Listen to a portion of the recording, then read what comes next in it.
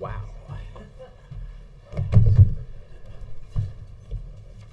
Wendell, I have one word for that tie. Wow. It speaks to me. It's great. No, it is. It probably pops on TV, right? Okay. It's popping here, is it? Did you put a filter on your lens? Okay. I should talk, right? Look. Okay, I am. Bingo. Good afternoon, ladies and gentlemen. Welcome to the James S. Brady Press Briefing Room for your daily briefing.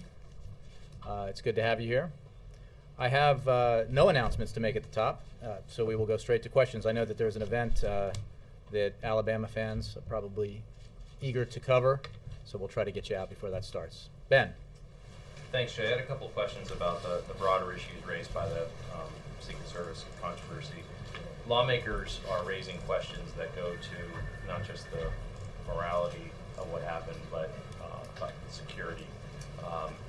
Does the White House think that those questions being raised on the Hill are legitimate? Well, I'll say two things. First, as I think I said the other day, the Secret Service has made clear that with regard to this incident in Colombia, the president's security was never compromised. The president has said, and I have reiterated, that he has high regard for and great appreciation for the extraordinary work that the Secret Service does to protect him, his family, those who travel with him. And that regard remains high to this day. The incident in Colombia is under investigation by the Secret Service. It continues to be under investigation. And questions about broader concerns that aren't related specifically to this incident, I think might be asked and dealt with after the conclusions are reached in this investigation. Right now, I hesitate to take questions on sort of broader thematic issues while this investigation is underway. The president is obviously awaiting the conclusions of that investigation, and for now, I think we'll keep focused on that. Okay, but while that Secret Service investigation is happening, and there's the military one as well about what happened in Colombia, lawmakers in their oversight capacity are asking those broader questions, and they're not waiting for the Secret Service investigation. They're scheduling their own hearings. Sure. I'm just wondering, from the White House perspective, the kind of questions that are being raised on the Hill are legitimate policy questions, or do you think that this is getting political? Well, look, the Secret Service is an apolitical organization that provides security and protection to presidents of both parties, of any party,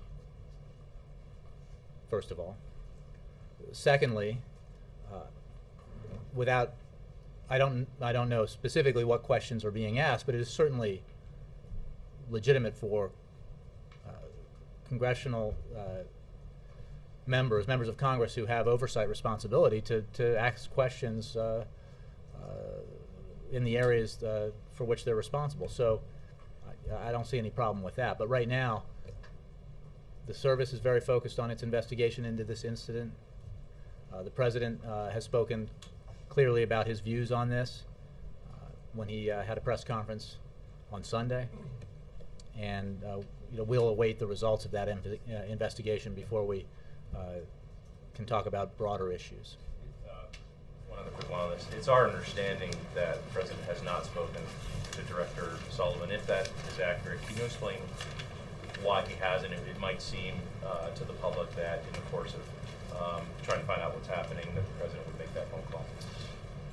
Well, the president has been kept very much up to speed on the situation with regards to this incident and the actions the service has taken, the very swift actions the service has taken to investigate and this matter.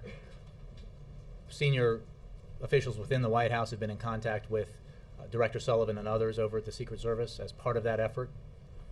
The president has not spoken with Director Sullivan in recent days, but I wouldn't read anything into that.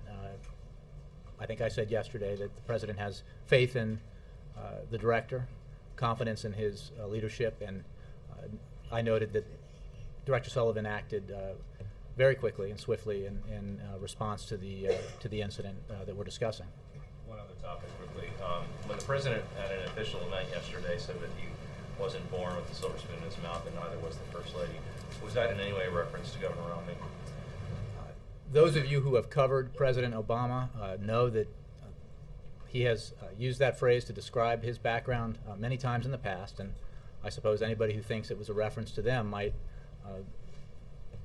be a little oversensitive, because unless they think that when President Obama said it 3 years ago, it was in reference to them.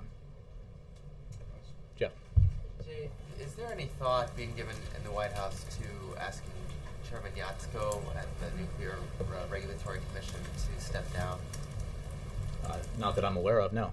Is with the reappointment of the Republican commissioner, the story about sexist comments from the chairman are coming back up to light. Is that something that the White House is concerned at all about, going into the campaign where women are obviously a very important constituency group that the president is doing well with? Well, I think it's a fairly obvious statement of fact that the Nuclear Regulatory Commission is not a political body.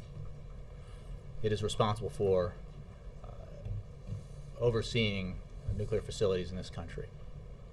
The president believes that we need to have an NRC that's functioning effectively, and that is why, as I think has now been made clear in the media, the president will renominate Ms. Svinicki, and because he doesn't want to have a break in service in June when her current term expires. One of the reasons there's been controversy on the Hill about her nomination is because she and some other commissioners have accused the chairman of behaving badly towards women. Well, that may be the case, and whatever review of that may take place, the president is focused on the need to ensure that the NRC functions effectively and fulfills its responsibilities on behalf of the American people because of the high priority he puts on nuclear safety. Does he speak to the chairman very often? The only time I can remember was during the Fukushima disaster, and I believe he did at that time meet with him because of the earthquake and tsunami that led to the situation at the reactor in Japan. And I think the chairman was here for briefings on a couple of occasions during that time period. And did the White House let Senate Majority Leader Reid know about this reappointment ahead of time? Well, we communicate with the Senate Majority Leader all the time, so I would assume that the answer to that is yes. Let me just ask one question on a separate issue. There appears to be the potential or beginnings of a war between Sudan and South Sudan. Is that something that the White House is watching, and what is your reaction to that? Well, we are, of course, watching that matter, and I've discussed it in the past from this podium. We're very concerned about stability in that region. We're very concerned about the need for actions to be taken to reduce potential conflict there. I don't have anything specific to discuss with you in reaction to recent developments in the last few days, but absolutely, we're very focused on this. Let me go Jessica J. Two different topics. First of all, Secretary Clinton just told ministers in Paris that if the Kofi Annan peace plan isn't successful, the UN should pass a resolution saying it would intervene using all means necessary. That's Section 7. Why does the administration think that this is necessary and appropriate? That what is necessary and appropriate? That this is what the UN should do. And well, first of all, I think, again, the Secretary, as you report to me, has just said this, but we are very concerned about the failure thus far of the Assad regime to fulfill its obligations under the Kofi Annan plan that it promised it would. It is an incomplete ceasefire at best. We are working with our allies and partners within the Friends of Syria framework, as well as broadly with the United Nations, to consider next steps should the Annan plan not succeed. But ultimately, our focus is on the need for a ceasefire, the need for a withdrawal of government forces from regions of the country, the need to provide humanitarian and other non-lethal assistance to the Syrian people and the opposition, and the need for a peaceful process to begin that would allow the Syrian people to determine their own political future. Does that mean the U.S. would now be prepared to potentially provide arms to some of the... Our position has not changed, which is that we do not believe that is the right course of action, because further militarization of Syria could lead to even more devastating consequences. We believe there is still the possibility of the preferred outcome here, which is a withdrawal by Assad's forces, a ceasefire, withdrawal, and a political process that is peaceful, that allows the Syrian people to have a better future, and one that is more democratic. We're fully aware of the fact that the Syrian regime is not, and not for the first time, is not living up to its obligations fully, and we're monitoring that very carefully. Okay, on the Secret Service, they've announced, or we've learned that they're forming an external board to study the culture of the service. Does the White House and the President plan to name some of the members of that board? I just don't have anything specific for you on that kind of review or further steps that might be taken. Right now, we're focused on awaiting the results of the completed investigation of the incident in Colombia. Does the President feel that whenever Director Sullivan decides to retire years from now, if it's years from now or if it's in the near future, that at some point in the future, the Secret Service should be run by somebody outside the culture of the Secret Service, the way the FBI is run by somebody from outside the culture? I think that we are about 4 days or 5 days into this incident, 6 days into this incident, to speculate about what might happen in the future with regard to this agency is just, I don't think, particularly illuminating. So right now we're focused on this investigation, this incident, finding out what happened, holding people accountable and responsible for transgressions if they occurred, and then making other assessments as necessary. But the President believes that, as I stated in response to an earlier question, that the Secret Service is filled with men and women who put their lives on the line to protect the President of the United States. And the implications of that are not about the personal security of one individual or one individual's families, but the sort of the essence of our democracy, the ability for our democracy to function, which requires the protection of the President. You already know that 2 GS-14 level supervisors have left as a result of this. Jessica, I understand that you and everyone else here has a reporting interest in getting facts as quickly as you can with regards to this investigation, and I understand that. I've been there, and I appreciate that. But we are not going to prejudge outcomes and discuss the future of this agency in a press briefing while this investigation is going on. The fact of the matter is, this is an incident that requires investigation. The Secret Service has acted with speed in addressing the matter, investigating the matter, holding people accountable, and continuing to push forward with the investigation. When there are results of the investigation and we can assess those, we may have more to say about it, but it is not helpful to the process for us to speculate about what we might or an administration might do in response to an investigation whose results are not yet concluded. Jay. This is the second serious security breach to take place under Director Sullivan's watch. The first one, of course, has to do with the White House crashers for the state dinner. How many incidents like this do there have to be before the President loses confidence in a Secret Service director? I will restate what I've said, Jake. The President has confidence in Director Sullivan. He has great appreciation and regard for the men and women of the Secret Service who performed their duties admirably and at risk to their own lives. That is not to excuse any behavior or activity that was inappropriate. The incident is under investigation. But again, I think it is What more do you unhelpful. What more? Quite a bit more, Jake. That this thing is under investigation. This At least incident, 11 this Secret incident Service agents. became happened last week. Became public very quickly after it happened. The investigation was launched immediately, and we're several days into an investigation. I think it is very much in the interest of everyone, and most importantly of the United States and its security service here, the Secret Service, with regards to the mission it is charged with, to allow this investigation to be completed before we make judgments based on conclusions we don't yet have. The President talks a lot about accountability, people in the government being held accountable. It seems as though incidents happen in this administration and have happened in this administration, and people are not held accountable. Jake, Maybe lower level Let people. me just. I know you were covering this yesterday, but based on the reports I read that I think you and others filed, people have already I'm not only talking- been held accountable or have held themselves accountable in this very incident that has been under investigation for a few days. So Okay. I think the Harry said swift. he did not have a plaque on his desk that said the buck stops there. Okay?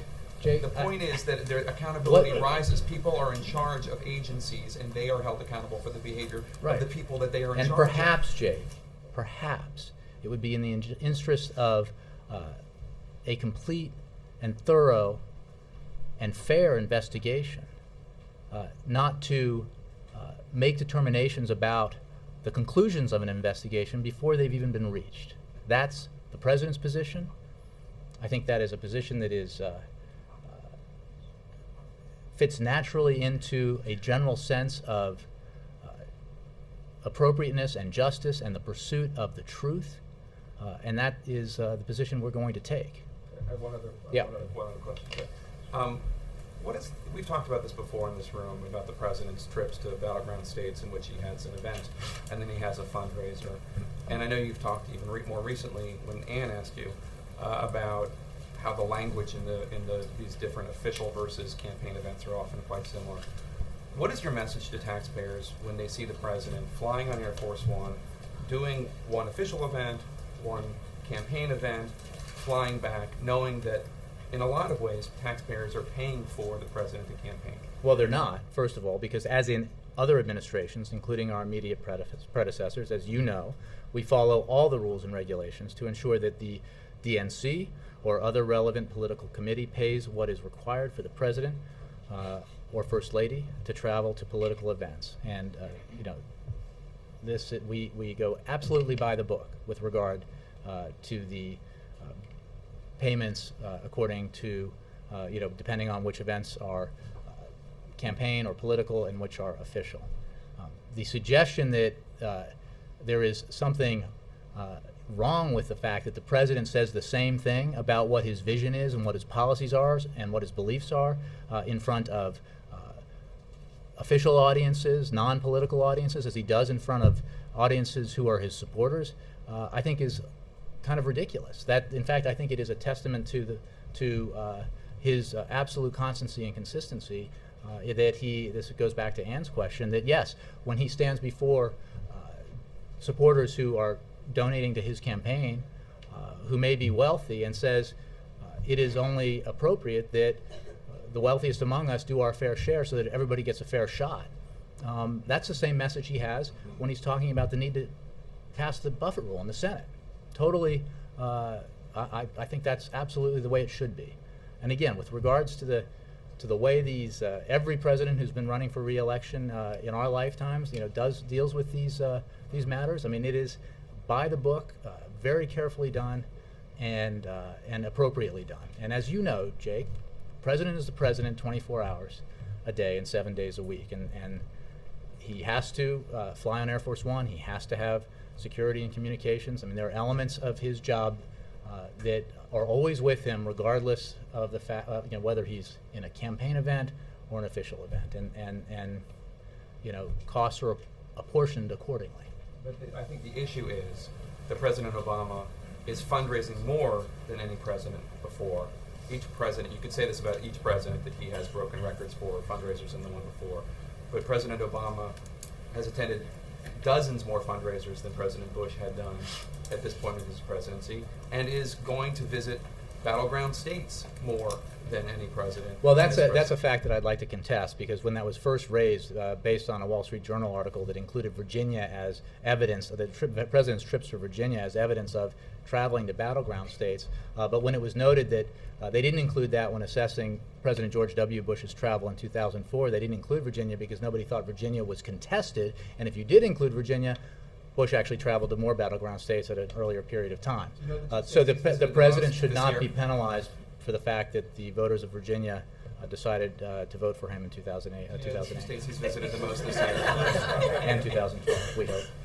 I'm sorry, The I two don't. states he's visited the most this year are Ohio and Florida. Mhm. That's just a coincidence? Two very populous states, very important states, and I'm sure he'll be back to those states as well as others. We were recently in Oklahoma. I'm an eternal optimist, but I'm prepared to suggest that it's unlikely that anyone would call that a battleground state. He gave a major speech in Nebraska, again, prepared to suggest that that's not a battleground state, although a portion of it was in 2008. If you look at everyone in the news organizations and all their maps about what states are up for grabs and that kind of stuff and say the president can't go to those states, you're basically saying he can't go to half the country. He can't go to, and probably far greater than half in terms of population. He can't go to, or maybe, Nobody's saying he can't go to those states, Jake. The question is, should they be declared campaign trips? so you're saying he cannot make official make official trips to a significant portion of the country because you guys have declared them battleground states. And let me be clear. Some of the states you've declared battleground states had never been won by a Democrat before until for years and years before 2008, or President Obama won by double digits in 2008. But that's a battleground state now. Again, it is impossible for him to appropriately do his job and travel around the country and talk with the American people if he is guided by that kind of narrow view of what is a battleground state or a safe state for a Democrat or a safe state for a Republican. He's president of all the people, all of the United States, and will travel accordingly. Let me move around a little bit. Roger Running. Thank you. The president said on Sunday that he would withhold his anger on the Secret Service until the allegations were investigated. 3 people are now gone, so misconduct is really not a The question. investigation is continuing, Roger, and I think, as I've said a few times now, I think we will await the results of the full investigation, the complete results of the investigation. As I noted to Jake, obviously some action has been taken, but as has also been made clear, the investigation is still underway. So we'll await the results of that investigation. I have no update on that. I think, again, we'll wait until the investigation is completed. Ann, and then Donna, and then April. Sorry. Anybody from the West Wing Chief of Staff's office talk to any of the West Wing staffers or the Executive Office of President staffers who were in Cartagena on what they know proceeded that week? Is there any involvement at all by members of the President's staff? There are conversations that have happened at senior White House staff levels with the Secret Service and with Director Sullivan, but not with regards, as I understand it, with regards to the incident itself, which has to do with members of the Secret Service and members of the military. You're confident there were no White House Executive Office of the President employees involved? I have not heard otherwise, Ann. Donovan. I'm going to change the tone to dogs. Has the president, does he know about the recent back and forth about Republicans picking out this section of his book where he eats dog and making a big issue out of it? And is there any opinion on whether that's, does he know about it? What does he think about it? What do you think of it? Well, like I said, he keeps up with the news. He may know about it. I don't know more than that. I think we're talking about a reference in his book to a period when he was 6 or 7 years old. Making a big deal out of it sounds like somebody who's trying to get out of the doghouse on something. But it just occurred to me to say that. I'll leave it at that. April, you're next. Yes.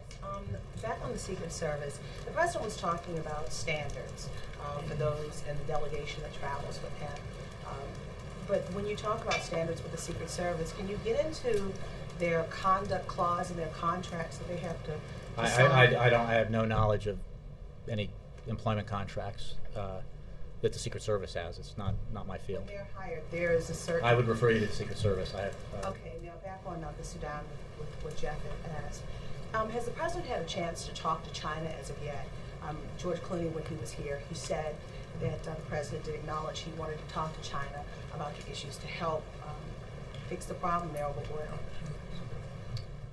Well, in reference to that comment, I'm looking at sequencing here. I don't remember when that was in relation to the president's bilateral meeting with President Hu fairly recently. And while I would have to get back to you on specifics, when the president has a bilateral meeting with his Chinese counterpart, they cover a whole range of issues. But George And specifically set the stake out that the president would again, talk I don't to have.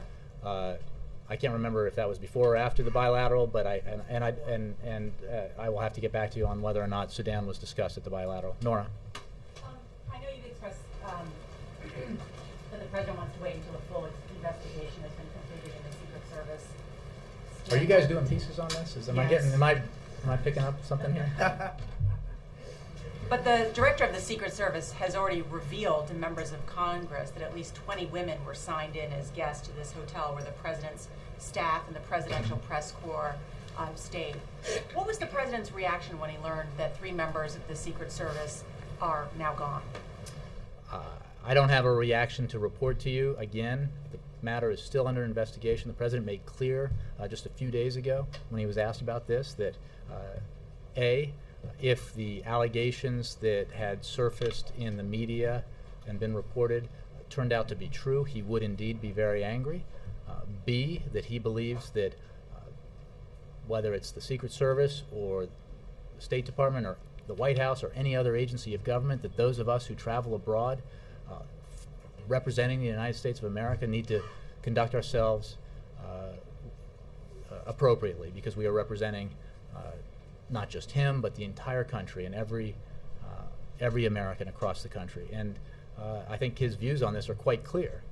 What I'm not prepared to do is to offer you sort of day-by-day commentary on new revelations or even new actions taken with regards to this investigation while it's still underway. I don't think that's helpful to the process.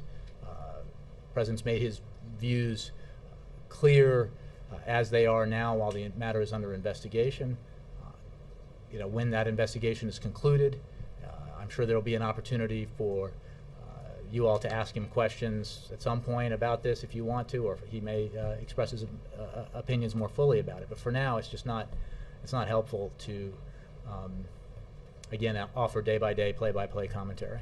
Do you think it's helpful to the process or helpful to the reputation of the Secret Service to have daily details leak out about what kind of behavior occurred Well, I'll in leave it Colombia, or should there to. be some You quick cited and some of decisive the ways. action You taken? cited some of the ways that details have been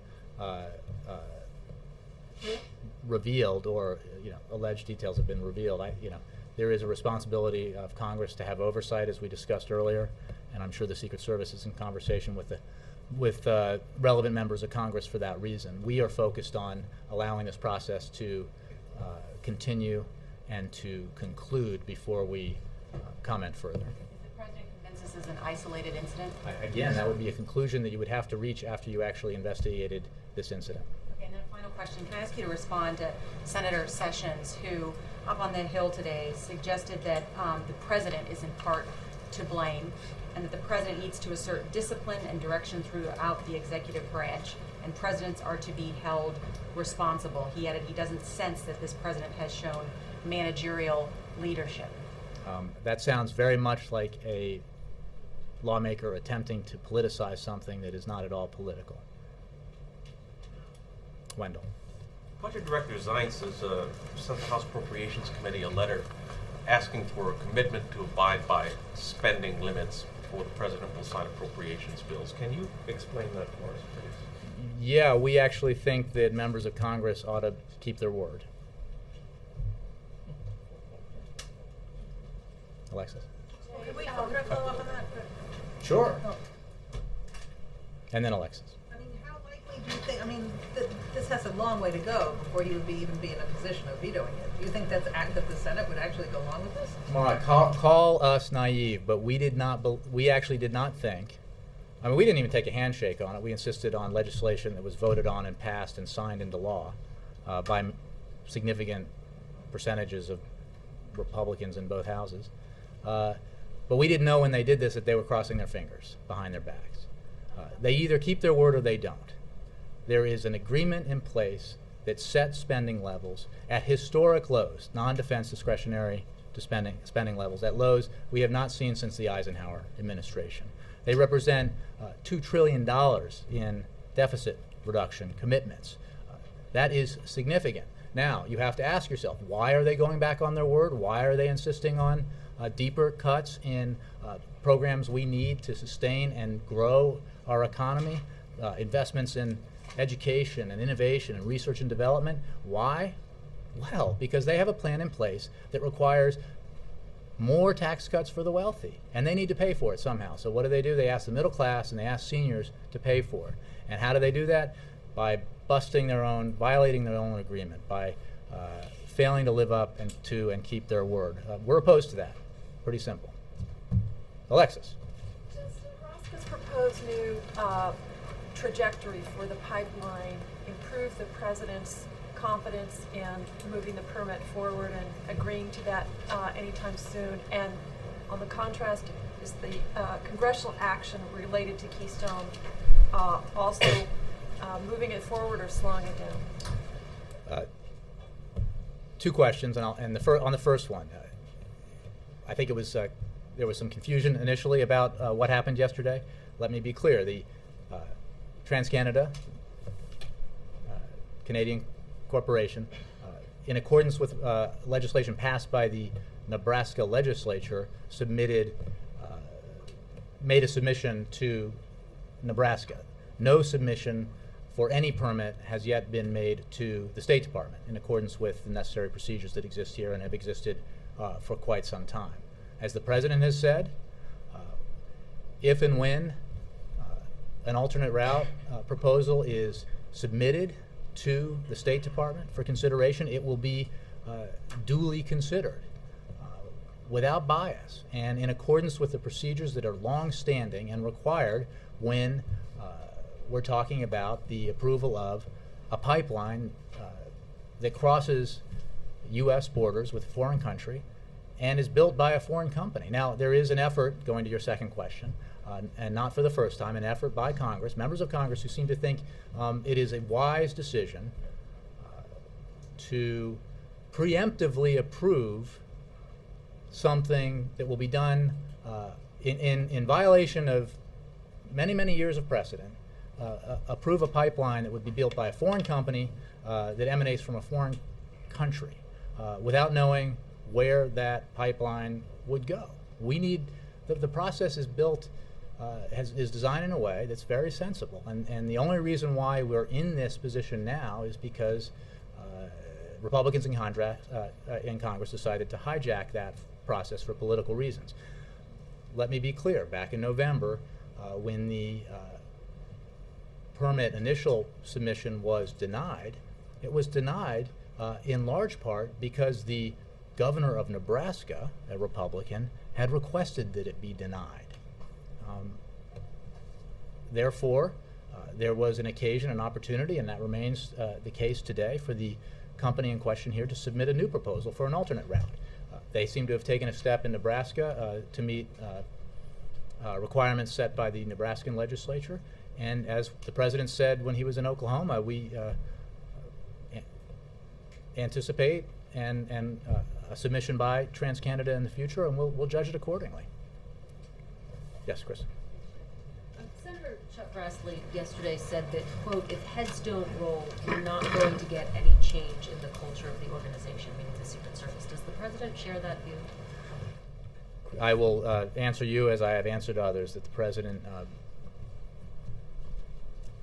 will be angry if it turns out that the allegations that have surfaced in the press about this incident turn out to be true.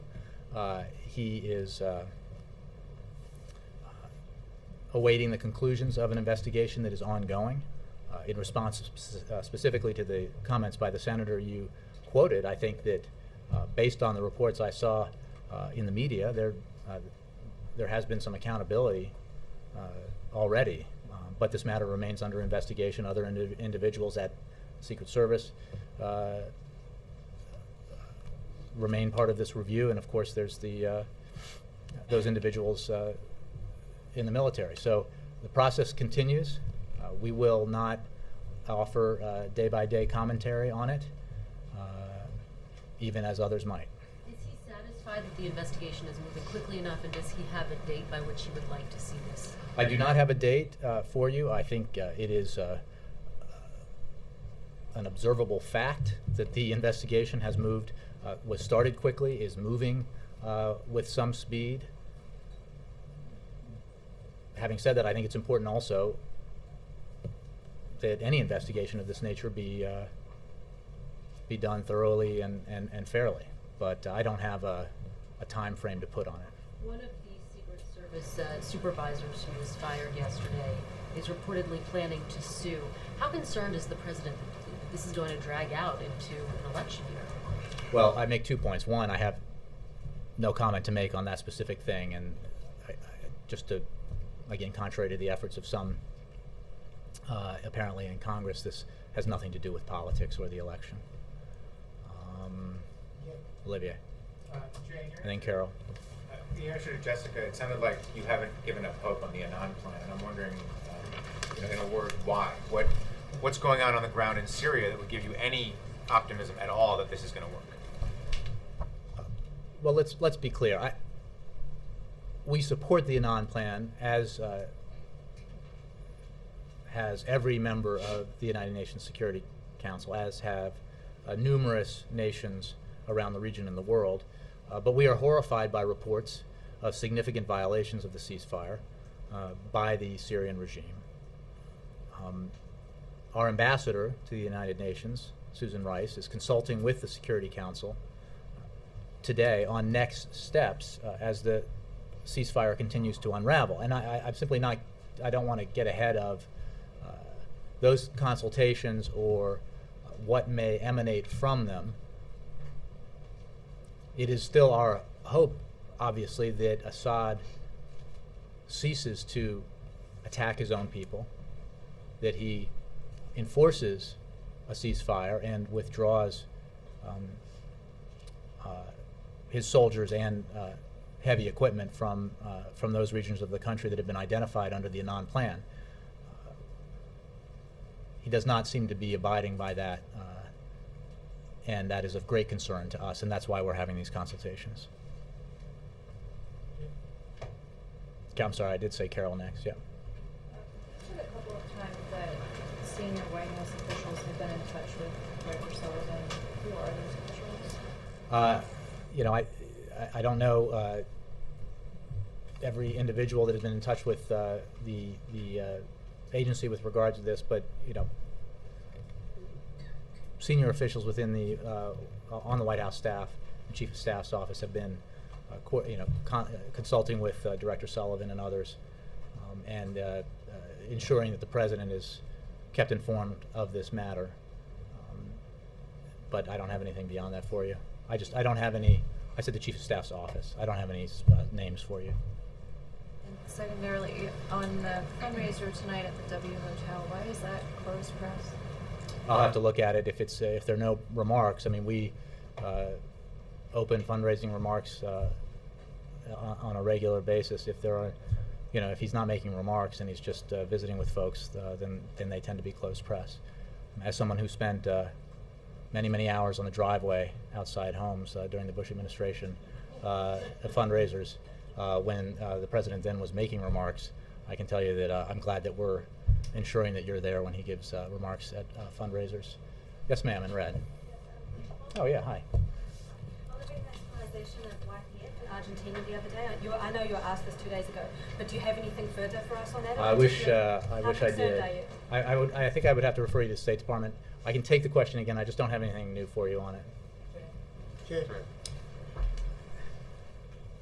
In green. Trying to mix it up a little bit here. Sorry. Jessica. Jessica, nice to see you. Does the White House have any response to the launch of the missile in India towards China, particularly the criticism by the Chinese press that Western powers were not condemnatory enough? Well, I'd say two things. One, we understand that India did test launch a ballistic missile earlier today. We urge all nuclear-capable states to exercise restraint regarding nuclear and missile capabilities and continue to discourage actions that might destabilize the South Asia region.